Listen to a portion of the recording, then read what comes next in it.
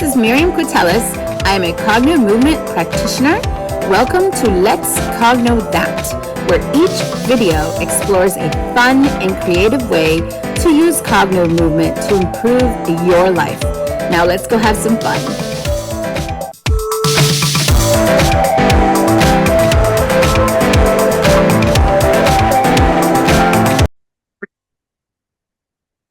Hey guys, I wanted to make a quick video about the reasons I love cognitive movement. And I narrowed it down to 10, although there's many more reasons, but I wanted to sort of go through them really quickly with you. Okay, reason number one, I am a lot less triggerable, and I am an absolutely different person than I was before I started cognitive movement. Things that normally would trigger me and I would go up and down about, and I have big emotions, and it basically made me very tough to be triggered. Like there's very few things that sort of take me out and I'm like, upset about for any length of time. And that's huge. Number two, have my notes right here, by the way. I've learned that emotions are held and sometimes even started in my body. So that emotions are held, meaning like they're in my body, and that they need to be moved out of my body. But also sometimes they are started by my body. Like maybe I'm tired, or maybe I haven't eaten well, or maybe I worked out too hard. And so that can be a trigger. So a lot of times the emotions are brought about by something my body is going through, or my brain decides to label it that. Anyway, number three, I've learned that emotions, again, live someplace in my body, and I've learned to find exactly where that emotion lives in my body. And that is huge because a lot of times we are not quite sure. We think all our feelings are like in our brain, but in fact, our emotions are trapped or are being held someplace in our bodies, and finding where that is helps us, for it identifies. We were able to then identify whether we've let go of it or if it's still there. So once we know where it is, we're able to deal with it. And that was number four, by the way. We know how to find it. So in cognitive movement, we learn how to find where exactly this place is, where these emotions are held, where love is held, where anger is held, where and exactly how to find them. Number five, and that's a big one, is we don't need to analyze it. Like in cognitive movement, what's different than talk therapy is that in talk therapy, you get in the mire and you analyze it, and you kind of like it's a lot messier. And as someone who hasn't really enjoyed regular or typical counseling or therapy, for some reason, I just never really stuck to it. I never really liked it. And in cognitive movement, you can't help but change. So whether you analyze it, not analyze it, understand it or not, when you do the movement, it actually moves that energy out and it reduces it, but then it also moves it out of your body. So analysis is not necessary. Number six, you can do it on your own, which is huge. You can do it on your own. You don't need to pay lots of money for it. You don't need insurance. It is fantastic because you can pretty much write down the things you want to cogno. Similar to these videos, you can write down like what would you like to work on next, and you can work on them anywhere at any time. And that's number seven. You can work on cogno anywhere. And when I say anywhere, I mean anywhere. You can work on it. It's like that book, the Dr. Seuss book. not on a plane, not on a train. I mean, you pretty much can work on it anywhere. You can work on it in bed. You can work on it. Um, I mean, I wouldn't recommend driving, but I've done it where you just sort of work on while you're at the red light. But literally, you can work on Cogno anywhere. And the next one is you can work on Cogomovement without even a ball. You can work as Liz have done with a pen. Um, uh, Bill has taught us to move our eyes left to right, so we don't even need an object. You can use any object you have. I mean, I have a stuffed animal. I have obviously the Cogno ball, but I've used these little sculpture in the past. Anything that's lightweight, you can use to do your sessions with. So again, you don't even need a ball. Number 9 is huge surprises. And it's like doing Cogno is like you get what you wanted, but then so much more. So every session that I've done, I have reduced the issue that I've worked on, but then there's other surprises like greater energy.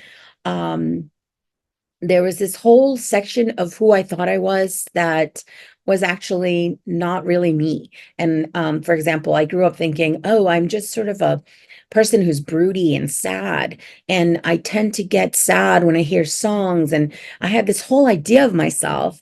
And when I started doing Cogno on a regular basis, I realized that that entire section of myself wasn't even me.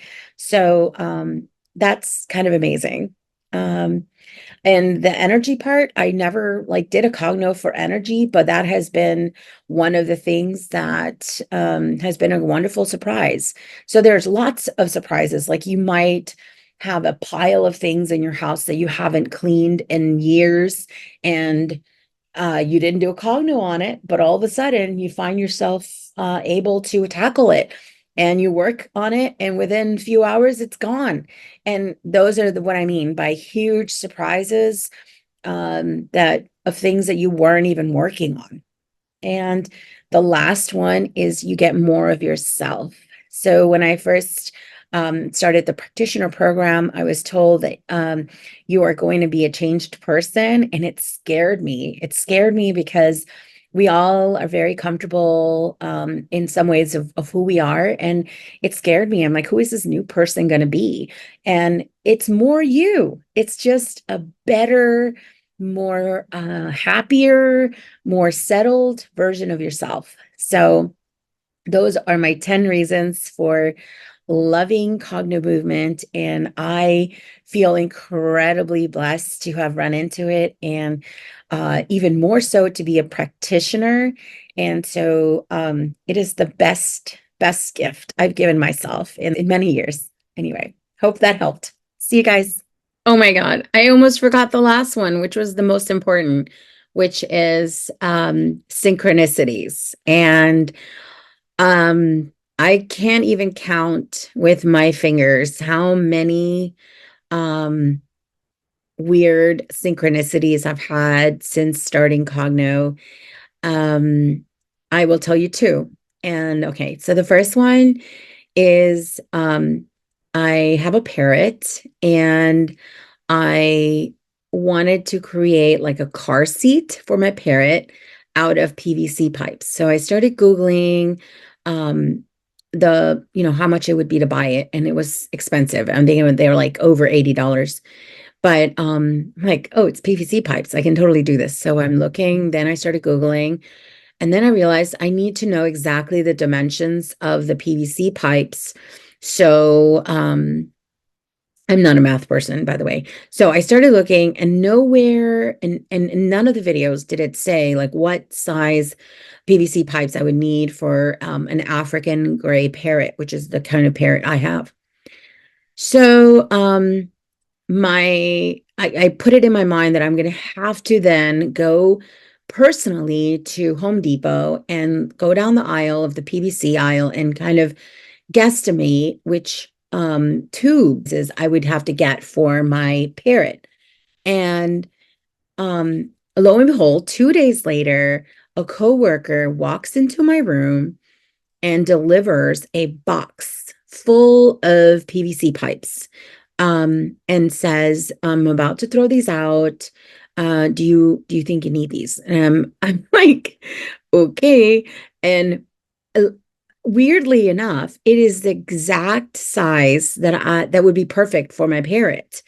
So she has her little hands, and like, they have to go a certain way so they're perfect fit.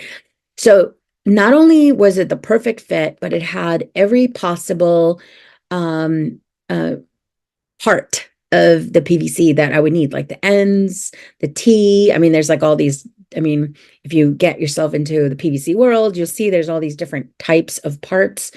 And she delivered so many parts that I could probably make not only the car seat, but maybe even like a little jungle gym with it. So that was one. The next one was my daughter wanted a um like a chaise lounge type thing so she could tan out in the backyard. And so I went on Craigslist and I'm looking for these. I mean, they're kind of like these beach chairs, a little higher end than a beach chair. So I'm looking on Craigslist and I find one, and I talked to my daughter that day, and she's like, "You know what? It'd be nice to have two." It was kind of weird. She's like, "It'd be nice to actually have two." So, in my mind, I have already set up to go and pick up the one the next day. I go to the next day. I'm communicating with the guy. He seemed completely normal. It was the address. I got there, and for some reason, there was like a lag in our texting. So I waited and waited and never showed up. And then I left. Half an hour later, the guy writes me and he's like, "Where are you?" And something about it just didn't seem right. So I said, "Never mind. I'm all good. Thank you." Something seemed wrong. Within half an hour of hanging up, I go to Craigslist again to look for that same chair. Maybe there's someone else who's selling it. And lo and behold, there's someone selling two of those chairs at the same exact price that I was going to buy one.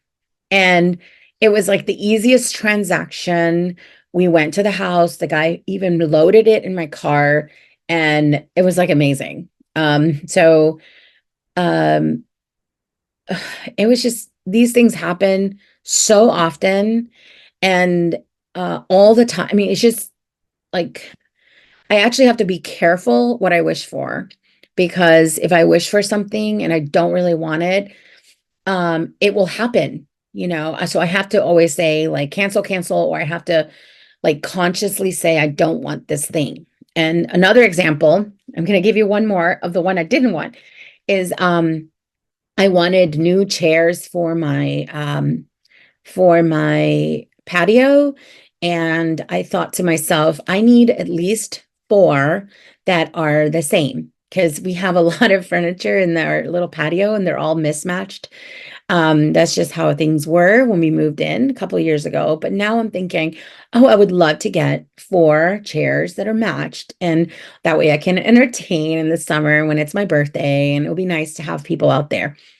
Anyway, so my daughter and I go for a walk, like probably within 2 days. I mean, that seems to be the amount of time. Within 2 days, we go for a walk, and there are four perfect chairs that somebody just like put outside of their house. And I I realized then that I didn't really want them. I was like, oh, I don't really want chairs right now. That's too complicated. I have a lot of things going on. So that's what I mean. Like, you have to be careful what you wish for. So they're just like, it's like an avalanche of wishes coming true within 2 days.